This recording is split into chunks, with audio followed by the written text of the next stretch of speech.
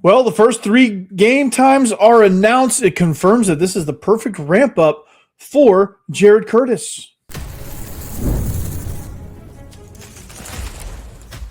You are Locked On Vandy, your daily podcast on the Vanderbilt Commodores, part of the Locked On Podcast Network, your team every day. Hey, what's up, everybody? Welcome into another edition of the Locked On Vandy podcast. I'm your host, Corey Burton. On today's episode, we're going to talk about why the first three game times are announced. Well, we're going to tell you what time those games are and why it's a perfect ramp up for Jared Curtis. That and much more here. Let's get into that because here are the game times. And this is, I know a lot of people are kind of bummed because, everybody wants night games all the time, but it just can't happen. So here are the game times. Week 1, you play Austin Peay, 6 p.m. SEC Network Plus. Then you play Delaware the very next week, week 2, at 3:15 Central Time. That's the SEC Network game. And then NC State, 11:45 on the SEC Network. So gonna be a fixture, permanent fixture, seems like, on the SEC Network. But honestly, I know people are complaining about those game times a little bit. I know people are not overly thrilled, and this is a great post by Vandy Football. But it's I don't know what people, especially the NC State game. I think a lot of people are upset that that's an 11:45 kick, and 11 a.m. kicks or 11:45 a.m. kicks. They're not great. They're not ideal. But if you look at the slate of games that week, it's actually good that Vanderbilt gets this game in its own time slot because you're competing with Georgia, Arkansas. You're competing with Auburn, Florida. You're competing with the game of the century, apparently. You're competing with LSU and Ole Miss. And there's a bunch of other games probably that day that you're competing with. But to get your own time slot early on, you can get your game over with NC State and then enjoy what's going to be an absolute circus down in Oxford when Lane Kiffin and LSU come to town. So you're going to get to enjoy that. But with that game, I think with these first three games, I think what I really like about it is you're getting your first three games are a gradual increase in degree of difficulty. I think that's been stated as far as why it's a perfect ramp up for Jared Curtis, but also the game times, because they're not all at the same time. For Jared Curtis, he has to spend the first game like waiting around. The team has to spend the first game waiting around. The second one, you're waiting around, but not quite as long. You're playing that late afternoon kick. You're kind of right in the middle of the day. So like, you don't have to get it cranked up right away, but again, you still, you're in the second window of games and that's that's cool. And then the third game, you have to get it cranked up early. And I like that it gets earlier by degree of difficulty. Now, I know from a fan's perspective, it's not great. I get that for tailgating, for fans doing whatever they can do to kind of get into the games. And I get that. But if you look at it from a team perspective, this is actually perfect. Now, in an ideal world, this would be flipped. But again, for TV ratings, for eyeballs, for the NC State game, especially for that being your first Power 4 game, you don't want that competing with LSU-Ole Miss because people aren't watching. People aren't going to watch NC State versus Vandy if Auburn, Florida's on, or if LSU-Ole Miss is on. They're not going to do it. And you get the most eyeballs at 11:45. SEC Network's probably very ecstatic to get that game at 11:45 because in that time slot on that channel, those announcers are going to get what is low-key going to be one of the better quarterback matchups of the week and maybe even of the season. C.J. Bailey comes to town with the Wolf Pack. I mean, that's going to be a stellar game. So I think people are kind of underselling that a bit. And I think that you get a chance to really see how quick this team can come out of the gates. Now, 11:45 is not early enough to where it's too early to where it's going to be, I don't think it's going to be a sleepy crowd. I think a lot of those days are probably over as well. The sleepy Vanderbilt crowds, the sleepy 11 a.m. crowds, because this team's going to be exciting to watch. This team, there's going to be a lot of excitement surrounding this team. There's going to be a lot of excitement surrounding this roster, not just Jared Curtis. I mean, there's going to be a lot of, and you're going to see by week 3, you're going to see just how explosive this offense, well, hopefully you're going to see this, but you're going to see just how explosive this offense can be.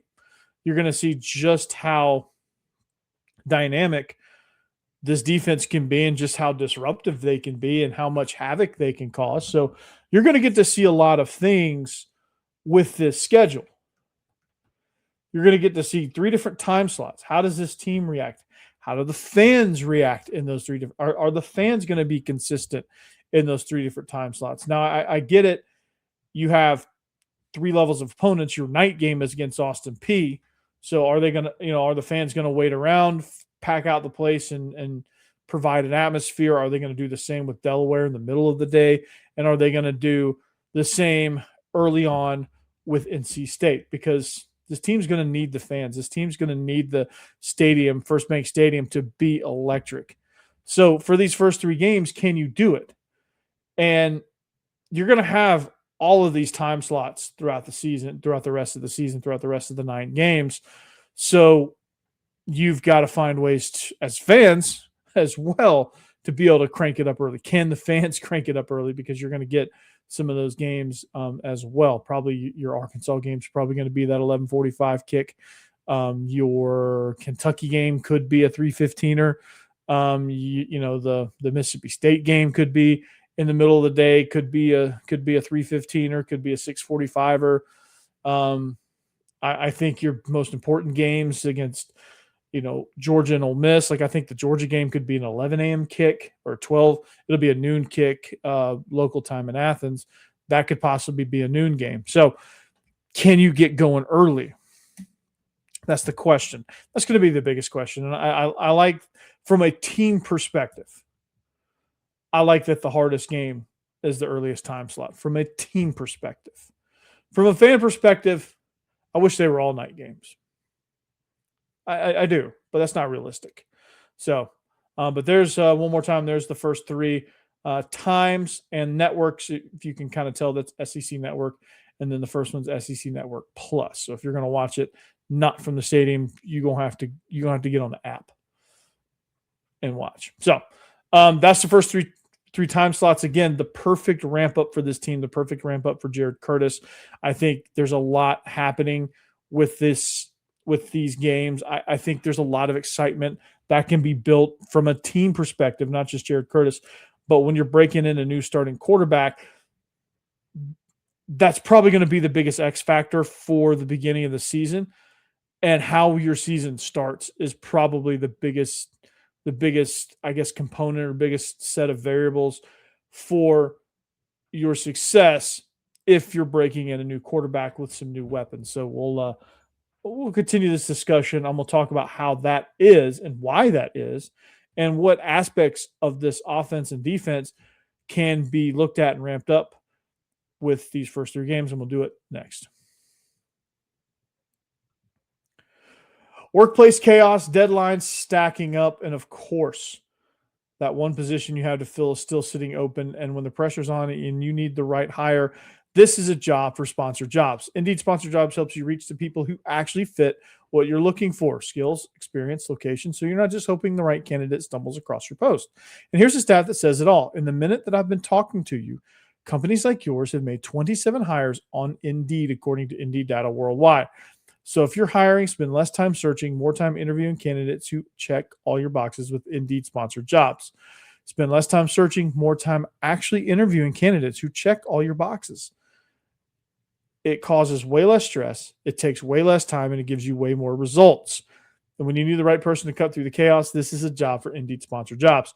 And listeners of the show will get a $75 sponsored job credit to help get your job the premium status it deserves at Indeed.com/podcast. So just head to Indeed.com/podcast right now and support our show by saying you heard about Indeed right here on this podcast. Indeed.com/podcast. Terms and conditions apply. Need to hire? This is a job for Indeed sponsored jobs. And a quick reminder, make sure you check out the Locked On Vandy Everydayers Club. If you want ad-free audio, members-only Discord access, check the link in the show notes or go to lockedonvandy.supercast.com for more. Join the Locked On Vandy Everydayers Club today. All right, thanks for making Locked On Vandy your first listen each and every day. Thank you for making Locked On number one. Now, talk about the schedule. Because here, I'll remind you guys, this is the first three games. These are the game times that we're looking at, okay? Austin Peay at 6 p.m. Central, SEC Network Plus. Delaware at 3:15 Central Time. That is on SEC Network Plus, or SEC Network, excuse me. And NC State, 11:45 a.m. Central Time. That is also on the SEC Network. Now, I said the reasons why I like it just from an overall team perspective, but I haven't drilled down why exactly. Because here's the biggest X factor when you're looking at these game times. And the game times also ramp up as far as early, or I guess earliness, however you want to say that. Because I think when you're breaking in a lot of new pieces, especially at the quarterback position, but also you've got a lot of new faces on defense. You've got a new kick. You got a new punter, I should say, new long snapper, same kicker. You've got new weapons on the outside. You've got new guys on the offensive line. And I think when you have a lot of new faces, and not saying these guys aren't going to, excel, but when you have a lot of new faces, especially at probably your most important position of quarterback with Jared Curtis, I think having three games at three different times and an increase in difficulty is amazing, because you get to see, from a coach's standpoint, you get to see how your team responds to playing in those three time slots. And your most difficult game being your earliest time slot. That's even better. That's an even better test to see, hey, can my team, if I'm Clark Lee, you have to know, can my team get going early on? Because you don't know, these first three games are going to dictate how your schedule is going to look beyond, because it's all dictated by TV. It's all dictated by the other matchups that are there. And in these three games, if you can prove that, obviously winning, which first two games shouldn't be difficult, but the third game will be. Can you win in those? Can you win in those games? Can you make a statement? Can you be explosive? Can you be exciting to watch? Is it worth giving you a primetime slot? Whether it be that, that primetime could be the 2:30 slot Central Time or 3:30 Eastern, or it could be that 7:45, 6:45 slot as well on ESPN, or that 7 p.m. slot or 8 p.m. Eastern on ABC. Can you play well enough to get in those spots? Can you make the statement? And these first three games are going to help go a long way in doing that. And, of course, keeping that momentum going as you break into your conference slate. But it's going to be, there's going to be some there's going to be some things that happen. There's going to be some mistakes made. There's going to be some things in the first game where, you're going to win that first game pretty easily. But there's still going to be some things there that, you'd like to take back. You hope to get your entire roster into that Austin Peay game. You hope to get a lot of your roster in against Delaware, and then you hope to make a statement against NC State going, okay, Vanderbilt is not the same old Vanderbilt. Like they are a viable team. Or you could come out, lay an egg, and say, okay, well, Vandy might be the same old Vandy. That NC State game especially is going to say a lot about who you are as a program and where you stand as a program. And if you go out and lay an egg in that third game, if you look like crap in the other two, the networks are going to put you in the fourth or fifth best slot. The fourth or fifth best slot. Whatever that might be that particular week, you're not going to be the pick of the litter. You're going to just whatever's left over at a certain point. Or you can work yourself into that pecking order of, okay, well, maybe we should put Vanderbilt. Maybe primetime eyeballs should see this Vanderbilt team against Florida or Alabama or Tennessee later on. Like, I think Tennessee's always going to be that 11 a.m. kick. I think that game in Nashville, Thanksgiving, the Saturday of Thanksgiving weekend, that game's always, I feel like in Nashville, that game's always going to be in that slot. But I don't know, there's so many possible avenues you could go with these first three games. Like, you go in, you 50-piece Austin Peay like you should. You put a nice 40-50 burger on Delaware, which I think you need to be able to do if you want to make a statement and tell the world why you need to be in prime time.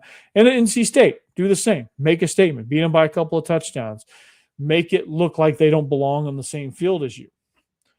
And from a quarterback perspective, you can make the most of your mistakes, and they should lessen as you go. That's a natural progression, but this set of games in this order gives you a chance to do so. As a team, can you focus? Can you hold your focus all day against a badly inferior opponent and go out and do what you need to do?